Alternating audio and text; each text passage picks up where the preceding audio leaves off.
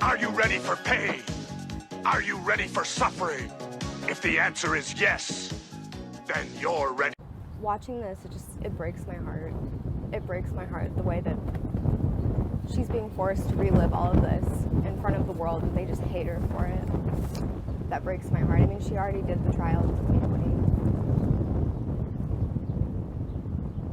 I mean, she leaves court every day and people just shout at her obscenities, saying, "I don't believe you," every day. People made it into a funny TikTok trend to dance and act out her sexual assault testimony. It's just sick. That's why I care. Okay, Batman, we'll take it from here. Hannah has gone on record saying she knew how racist Riot Girl was back in the 90s, and she decided to ignore it because she wanted to focus on the music. It's the same racist decision that second wave feminists made. This is not an issue with punk or alt subcultures. This is just an issue with white women and how fickle their feminism is. Okay, here we go. So our door has shout outs and affirmations we made. You walk in, here is our cart for hand sanitizing, extra masks for the kids that need it, and then over here is our project station of current projects we are working on. This shows the state of the year because this keep the quote has been up here for way too long and I need to update it. This back area is actually just mostly our anchor charts and things like that. I actually need to update the work on there. I'm so behind. This is the library, and it keeps on going. Project station, calm center that needs to be cleaned up. Stage for the kids, anchor chart where I do our lesson. Giant Promethean board. This rug is where the kids meet. Books, anchor charts, cafe board. And our social justice wall. Part 2 coming. I'm seeing a lot of white girls under this sound being like, just because, you're the beauty standard doesn't mean that you feel beautiful, and society has all these other ways to make us feel ugly and da-da-da-da-da-da. And I think this is a very important conversation to have with people, especially white folks specifically. It irritates me that when people of color create a space for themselves because the world unfortunately just isn't really that safe for them, they come in and take over said space, or they insert their own narrative, or when a person of color creates a song with their narrative in mind, especially since this is a reality for a lot of us, you're not really doing anything to help by talking about your own problems. Literally, most body confident songs are about you, but this is something that we have. And I understand that we all have our issues, which is why it's important to practice intersectionality so that we know where these crossroads are at, okay? When I put up videos about, rape culture, there's always guys saying, "I'm not the problem. What do you want me to do?" Well, if you see something, say something. So let me just share 2 instances that happened to me recently that may have meant nothing, but may have meant something. There was a guy in the post office ahead of me, 70 or 80, he was old, and he says to the woman at the desk there, he says, "If I was any younger, you and me could have some fun." And what is she supposed to say? So I was like, "Hey, you creepy shit, stop doing that." He said nothing. He walked out. At the airport the other day, there was a guy walking towards me, and there's a woman walking in front of me, and he just stares her up and down and keeps staring as she walks by. So he walks by me. I say, "Hey, what you looking at, you creep? Stop being so creepy." He just turns away and keeps walking. So that's, did I make a difference? I don't know.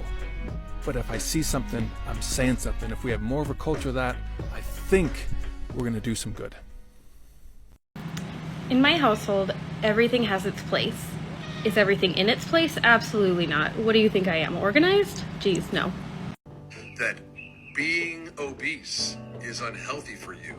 And telling women how to live their lives is unhealthy for you. I'm sorry, your entire platform, dude, is about you telling women how not to be fat. And your obsession over fat women is concerning. Let me just remind you, there are models who are bone skinny but have high cholesterol levels, who are also bone skinny and have multiple eating disorders. They're purging, binging, doing things to keep themselves skinny. I don't see you talking about them. No, you don't care about women being healthy. You care about women looking nice. For you. And you know why your content's so problematic? Just fat phobic. Let's humor the children for a second and say that fat phobia is actually a real thing. You called the women who are taking issue with your content children. And that's the root of your problem. You think you can tell women how to live. Your sense of entitlement to women is coming from your infantilization of us. You are one of the unhealthiest men on this app. Get help. To whoever is weighing themselves every day, just remember that your daily state of mind does not need to be determined by the number on the scale. You are so much more than the number staring back at you. Hashtag throw out the scales. You have to stop being straight. Straight sex is the #1 cause for abortions. And that's not what God wanted. But you can choose your sexuality. So choose gay for the babies. Father, are you a feminist? Well, yes, of course I am. I'm an intersectional feminist. Feminism at its core is all about ending gender discrimination for everyone. That's including you. And while we're at it, I do believe that women should be able to serve in the priesthood. Yes, Queen! Women have always had to figure out being taken seriously. And I'll never forget the best advice I got from a fashion executive who told me, Elena, for you to succeed in this business, you have to keep in mind 3 things. First, a man wants to see if he can fuck you. Then he wants to see if he can fuck you over. And lastly, he wants to see if he can fucking get you out the picture. If you can keep these 3 things in mind, then you can go a long way. He's not respecting you, probably because you don't respect yourself. That is your misogyny. The original video is a response to a woman who talked to him about how she continues to come across men who treat her disrespectfully. Listen, a man disrespecting a woman has nothing to do with her. And your role as a man is to abandon the permission you feel to criticize and blame her for the way that she has been treated by men, and to turn to your fellow men and address them. So there will be no man disrespecting any women.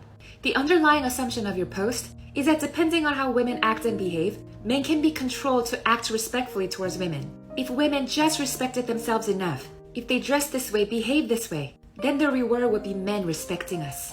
In other words, the default way men treat women is disrespectfully, and if she does something right, he will turn respectful. That is, boys will be boys, victim blaming, women shaming, and misogyny. Women are human beings worthy of respect unconditionally. Say that your heartburn and your back pain is caused by your weight. What are we going to do about that? If I were to prescribe you a low-calorie diet and exercise, I know that 1 to 2/3 of that weight is going to be regained in 1 year, and almost all of it will be regained within 5. Health at Every Size is actually a multidisciplinary approach that shifts the focus from weight management to health promotion. So instead of using weight as a barometer for success, we focus on health behaviors. Health at Every Size is also a social justice movement. Patients in larger bodies face many disparities.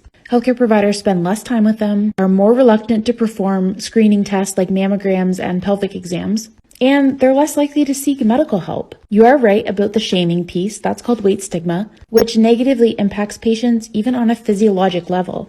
Several well-designed randomized control trials have found that health at every size leads to better patient outcomes.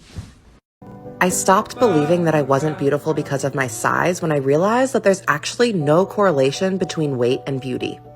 Is it only blonde women or only brunettes who are beautiful? Only tall women, only short women, or only women of average height? Only women with blue eyes or only women with brown eyes? No. People may have their preferences when it comes to who they're attracted to and who they're dating, sure. But that doesn't always mean that their preference is skinny either. It was when I learned to feel my own beauty that other people started recognizing it more readily. People's perspectives of us are based off of our own perspectives on ourselves, because that determines how we show up and how we carry ourselves. You're beautiful because you exist, period.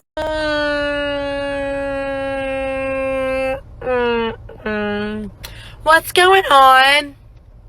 What's happening? 5 brands I would absolutely be friends with in real life. First up, Superfit Hero. They create workout gear solely for those in larger bodies. Plus, they have a fitness finder database that helps you find a trainer or a class that is weight inclusive. Next up, Girlfriend Collective. What's not to love here? The clothing is made from recycled plastic bottles. They are weight inclusive, plus their models showcase body hair. I love them. Number 3, Fenty Beauty. Finally, a makeup brand that caters to all skin tones. Number 4, and my last clothing brand, I promise, Athleta recently expanded their sizing range, and not just for the basic black stars, if you know who I'm talking about. Lastly, Cool House Ice Cream. Female-led company, awesome ice cream, plus the best ice cream sandwiches I've ever had. The way to my heart is genuinely an ice cream sandwich. As a woman's IQ increases, the probability that she'll be married decreases. That's why historically women have been kept away from schools. Because the point of our entire existence was to add to capitalism through our reproductive labor, bonded by heterosexual marriage. The gist of that historical truth is to sustain the institution of heterosexual marriage, either women have to stop getting smarter, or men have to get it together. Historically, we have been investing all our resources into guaranteeing the former. Now, for a change, we can lead men to a path of self-development and to meaningful personal improvements. So heterosexual marriages, let alone heterosexual relationships, do not crumble because of men's lack of empathy and self-awareness. Listen, women are gonna continue to get smarter. If you don't like that, you're a misogynist, period. So given that premise, and for a change this time, men can commit to self-development and to learning how to build and sustain romantic, meaningful relationships, which starts with men respecting women, and see if that leads to a different outcome.